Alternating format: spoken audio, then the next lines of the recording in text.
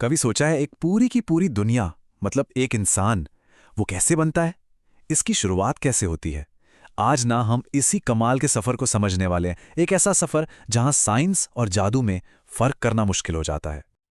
और ये जो लाइन है ना, यही हर चीज की शुरुआत है। ये इस पूरी कहानी का, कह सकते हैं, दिल है। सोचिए, बस एक सेल से एक पूरा इंसान बन जाना। सही में यही तो है हर चीज की शुरुआत। तो फिर देर किस बात की? चलिए एकदम शुरू से शुरू करते हैं और देखते हैं कि ये सब होता कैसे है। अब देखिए, इतने कमाल के क्रिएशन के लिए एक बहुत ही स्पेशल माहौल, एक खास जगह की जरूरत तो होगी ही, है ना? तो सबसे पहले चलिए उसी जगह को समझते हैं जहां ये सब कुछ होता है।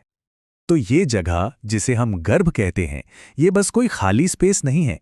इसे एक तरह का हाई-टेक इनक्यूबेटर समझिए। एक ऐसा सेफ हाउस, एक ऐसा माहौल जो नए जीवन को पालने पोसने और बाहर की दुनिया के हर खतरे से बचाने के लिए एकदम परफेक्ट है। तो इस कहानी का हीरो कौन है? वो है एक अकेली कोशिका जो बहुत तेजी से डिवाइड होती है। मतलब 1 से 2, 2 से 4, और देखते ही देखते कोशिकाओं का एक पूरा गुच्छा बन जाता है। और यहीं से एक बिल्कुल यूनिक इंसान का, कह सकते हैं, ब्लूप्रिंट तैयार होना शुरू हो जाता है। लेकिन सवाल ये है कि ये ब्लूप्रिंट आगे बढ़ेगा कैसे? इसे बड़ा होने के लिए लगातार एनर्जी और न्यूट्रिशन की जरूरत है, और यहीं पर एंट्री होती है एक कमाल के लाइफ सपोर्ट सिस्टम की। देखिए, इस सिस्टम के 3 मेन काम हैं। पहला, जो गर्भनाल यानी अम्बिलिकल कॉर्ड है, उसकी नसें ऑक्सीजन और सारे जरूरी न्यूट्रिएंट्स पहुंचाती हैं। दूसरा, यही सिस्टम वेस्ट मटेरियल को बाहर निकालने का काम भी करता है। और तीसरा, एक थैली होती है जिसे एमनियोटिक सैक कहते हैं, जो किसी भी बाहरी झटके से पूरी तरह से इसे सेफ रखती है। और पता है, ये जो नसें हैं ना, ये कोई नॉर्मल पाइपलाइन नहीं है। ये बहुत स्मार्ट हैं। जैसे जैसे भ्रूण की ज़रूरतें बढ़ती हैं, ये खुद को उसके हिसाब से एडजस्ट करती हैं, फैलती हैं, एक एक्टिव, धड़कते हुए नेटवर्क की तरह। और वो जो एमनियोटिक सैक है, वो सिर्फ एक थैली नहीं है, वो एक तरह का पर्सनल कुशन है। यह टेम्परेचर को भी कंट्रोल में रखता है और अंदर मूव करने की पूरी आज़ादी देता है। ये मूवमेंट बहुत ज़रूरी है, क्योंकि इसी से मसल्स और हड्डियां डेवलप होती हैं। तो एक बार जब ये पूरा सपोर्ट सिस्टम सेट हो जाता है, तब शुरू होता है सबसे हैरान करने वाला दौर, ट्रांसफॉर्मेशन का दौर। और जिस स्पीड से ये बदलाव होता है ना, वो वाकई देखने लायक है। जरा यहां देखिए, पहले महीने के अंदर ही दिल धड़कना शुरू कर देता है। फिर 5वें से 8वें हफ्ते तक दिमाग का जो बेसिक स्ट्रक्चर है वो तैयार हो जाता है, और छोटे छोटे हाथ पैर भी दिखने लगते हैं। और 12वें हफ्ते के खत्म होते होते लगभग सारे जरूरी ऑर्गन्स अपनी जगह ले चुके होते हैं। कमाल है ना, सिर्फ 12 हफ्तों में इतनी इतनी जबरदस्त ग्रोथ।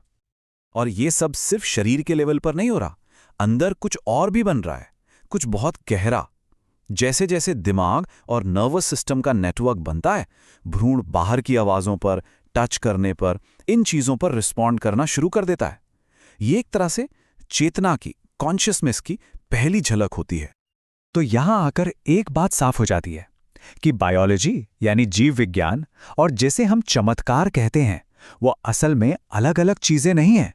वो एक ही सिक्के के दो पहलू हैं।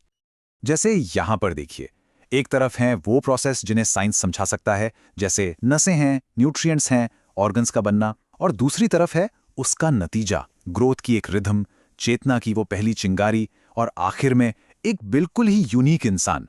मतलब साइंस ये तो बता देता है कि कैसे हो रहा है, पर क्या बन रहा है वो देखकर हम बस हैरान रह जाते हैं। और सच पूछिए तो यही इस पूरी कहानी का निचोड़ है। माता पिता से मिले जीन्स का एक अनोखा कॉम्बिनेशन, और फिर डेवलपमेंट के दौरान होने वाले अनगिनत छोटे बड़े बदलाव, इन सब की वजह से हर इंसान जो इस सफ़र से गुजरता है, वो इस दुनिया में अपने जैसा सिर्फ एक होता है। कोई भी दो सफ़र बिल्कुल एक जैसे नहीं होते।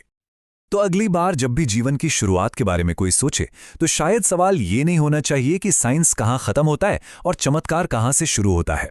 शायद असली सवाल ये होना चाहिए कि जब एक अकेले सेल के अंदर एक पूरा इंसान बनाने की पूरी इन्फॉर्मेशन छुपी हो, तो ये साइंटिफिक प्रोसेस खुद में ही सबसे बड़ा चमत्कार क्यों नहीं है।